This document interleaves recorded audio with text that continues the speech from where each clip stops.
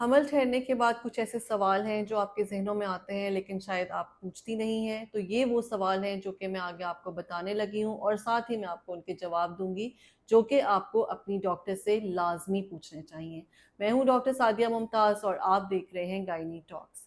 सबसे पहले तो ये है कि एक्सरसाइज़ जो है ये एक बहुत कंट्रोवर्शियल चीज़ है कि बहुत से लोगों को ये होता है कि हमें एक्सरसाइज़ करनी चाहिए या हमें एक्सरसाइज़ नहीं करनी चाहिए।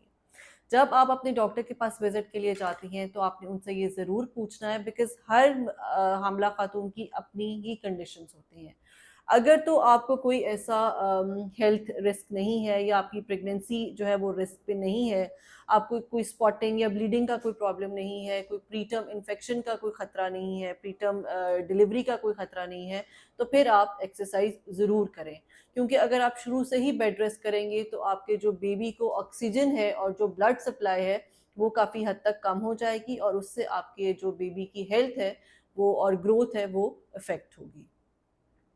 सेकेंडली ये है कि मुझसे अक्सर ये क्वेश्चन किया जाता है कि मैं हामला हूँ और क्या मुझे 2 लोगों के लिए खाना खाना है? क्योंकि मोस्टली गैदरिंग्स में या फैमिलीज़ में हामला ख़वातीन को बहुत प्रेशराइज़ किया जाता है कि तुम अब 2 हो, तो तुम्हें 2 लोगों के लिए खाना खाना है। तो this is a total myth. आपको अपना खाना जो आपकी रूटीन डाइट है, आप उसी में वही खाइए, बल्कि उसको हेल्दी जो है वो न्यूट्रिशियस डाइट लें, लेकिन उसको उसकी अमाउंट को ना बढ़ाएँ बिकॉज़ उससे 2 चीज़ें होंगी, एक तो अर्ली ही इंडाइजेशन शुरू हो जाती है और उससे मज़ीद जो आपने खाना है, वो भी आपसे खाया नहीं जाएगा। तो अपनी डाइट को स्मॉल फ्रीक्वेंट मील्स में रखिए और आपसे जितना खाया जाता है, जितना ईज़िली खाया जाता है, आप उतना खाएँ। अपनी जो लिमिट है, अपनी जो एबिलिटी है, अपनी जो टॉलरेंस है, उससे ज़्यादा मत खाएँ।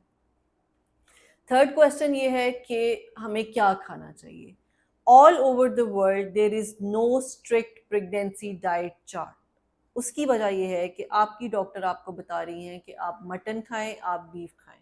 आप जब जाके मटन खाएँ या बीफ खाएँ और आप जाके वॉमिटिंग शुरू कर दें, उससे बेहतर है कि आप चिकन खा लें जो कि आपको टॉलरेट हो रहा है। सो कहने का मकसद ये है कि वो खाएँ जो आपको डाइजेस्ट हो रहा है, जो आपको टॉलरेट हो रहा है। ऐसी कोई चीज़ नहीं है, फर्स्ट 3 मंथ्स तो बिल्कुल भी ऐसा होता है कि बहुत से पेशेंट्स को कुछ सर्टेन क्रेविंग्स होती हैं, जैसे मुझसे क्रेविंग्स के बारे में पूछा जाता है कि मुझे इस चीज़ की क्रेविंग होती है, आपको जिस चीज़ की क्रेविंग है, हाँ, वो एडिबल चीज़ ज़रूर होनी चाहिए। वो ये नहीं है कि जैसे पाइका हो का प्रॉब्लम होता है कुछ लोगों को, मुझे आके लोग कहते हैं कि जी हमें कच्चे चावल खाने का दिल करता है या हम सीमेंट खाते हैं। वो एक एक गाची होती है, कई लोग तो कहते हैं हम वो खाते हैं, खवातीन मिट्टी खाती हैं, मतलब ऐसी कोई चीज़ें ना हो। आपको एडिबल क्रेविंग्स अगर होती हैं, तो जिस किस चीज़ की आपको क्रेविंग है और जो चीज़ आपको डाइजेस्ट हो रही है, आप वो ज़रूर खाएँ। लेकिन अगर आपको पाइका टाइप क्रेविंग होती है तो डेफिनेटली आपके अंदर आयरन की और कुछ विटामिन्स की कमी है। तो जब ये आप जाके अपने डॉक्टर से ज़रूर डिस्कस कीजिए, उनको बताइए ताकि आपके डॉक्टर आपसे उनसे रिलेटेड टेस्ट ज़रूर करवाएँ और उसके अकॉर्डिंगली आपको मेडिकेट करें। नेक्स्ट ये है कि नोज़िया वॉमिटिंग बहुत ज़्यादा कई पेशेंट्स को रहता है, कई पेशेंट्स को बिल्कुल भी नहीं रहता। तो ये सर्टेन एक हार्मोनल इन्फ्लुएंस होता है, कुछ पेशेंट्स में ज़्यादा होता है, कुछ पेशेंट्स में कम होता है। तो ज़्यादा या कम होना उसमें कोई प्रॉब्लम नहीं है, मतलब उससे बेबी की ग्रोथ या बेबी की इफ़ेक्ट पे कोई प्रॉब्लम नहीं है, वो आपकी एक पर्सनल टॉलरेंस है। और कुछ लोगों को तो यहाँ तक नोज़िया वॉमिटिंग होता है कि हमें उनको हॉस्पिटलाइज़ करना पड़ता है, आईवी ड्रिप्स देनी पड़ती हैं, आईवी इंजेक्शंस देने पड़ते हैं। इवन कि वॉमिटिंग की गोलियाँ भी अगर उनको दी जाती हैं, तो उसको भी वो वॉमिट कर देते हैं। तो उसके लिए हमें for certain period of time उनको वॉमिटिंग के इंजेक्शंस लगाने पड़ते हैं ताकि उनके स्टमक को हम रेडी करें।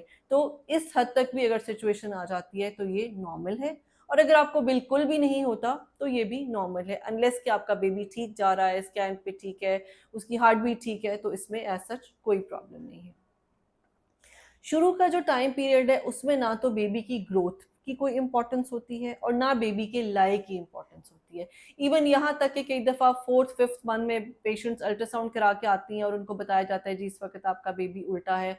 तो वो उसी वक़्त से एक टेंशन में चली जाती हैं कि जी अच्छा हमारा बच्चा उल्टा है, आगे क्या होगा? बच्चा जो है ना, जो बच्चे की लाए है कि ब्रीच है, उल्टा है, सीधा है, वो सब जाके 9th मंथ के मिड में हमें उस चीज़ की कन्फर्मेशन है। उससे पहले आपका बेबी की जो भी पोज़ीशन है, जो भी लाए है, आपको उसके लिए बिल्कुल परेशान नहीं होना। और जहाँ तक ग्रोथ की बात है, शुरू के मंथ्स में, बल्कि फर्स्ट 6 टू 7 मंथ्स में हमें जो बेबी की कार्डिक एक्टिविटी है, हमारा कंसर्न उससे है। अगर बच्चे की हार्ट बीट आ रही है तो हमें उससे कंसर्न है, वो ठीक है, तो इसका मतलब है आपके बेबी की ग्रोथ जो है वो ठीक चल रही है। एक और बड़ा इंपॉर्टेंट और फेवरेट क्वेश्चन होता है मेरे पास पेशेंट्स का कि क्या हम ट्रैवल कर सकते हैं। अब ट्रैवलिंग की ये सिचुएशन है कि ट्रैवलिंग का जो बेस्ट पीरियड है प्रेगनेंसी के दौरान वो है सेकेंड ट्राइमेस्टर, यानी 14 से 28 हफ्ते तक। उससे पहले भी थोड़ा सा रिस्की इसलिए है कि ब्लीडिंग या स्पॉटिंग हो सकती है, और उसके बाद इसलिए रिस्की है कि प्री टर्म लेबर स्टार्ट हो सकती है।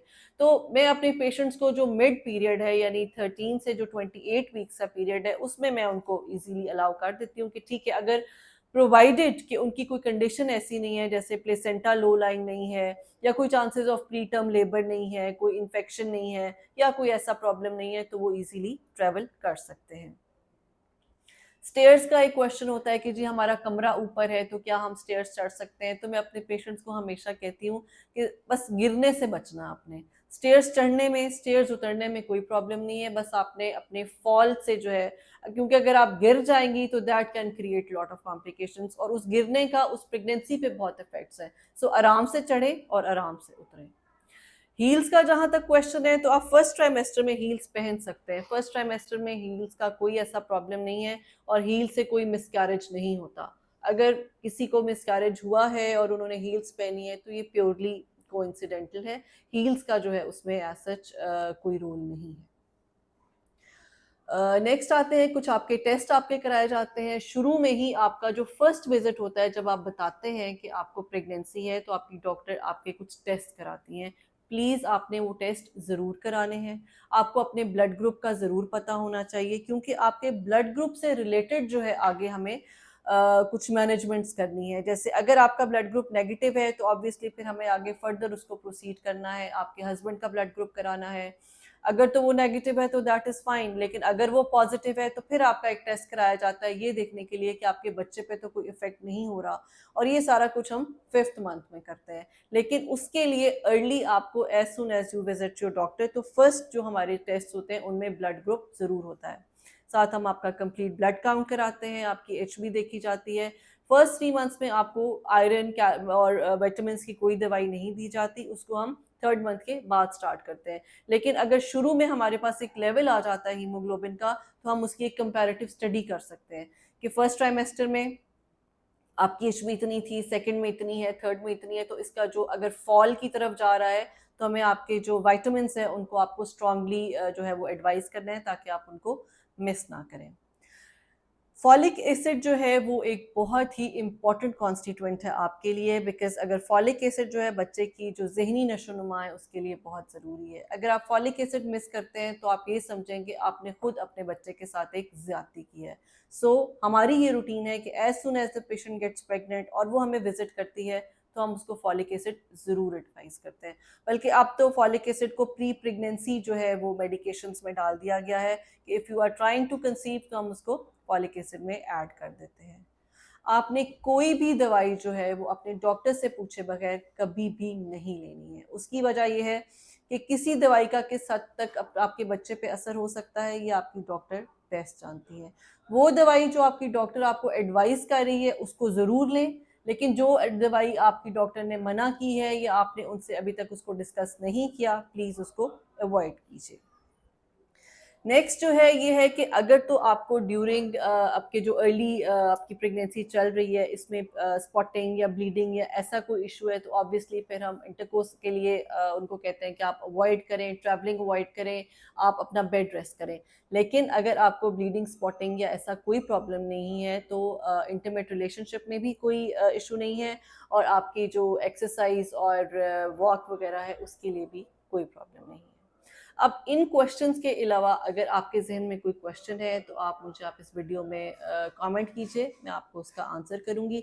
लेकिन ये वो मोस्ट इम्पॉर्टेंट क्वेश्चन थे जो आपको अपने फर्स्ट इनिशियल विजिट्स पे अपने डॉक्टर से ज़रूर करने चाहिए।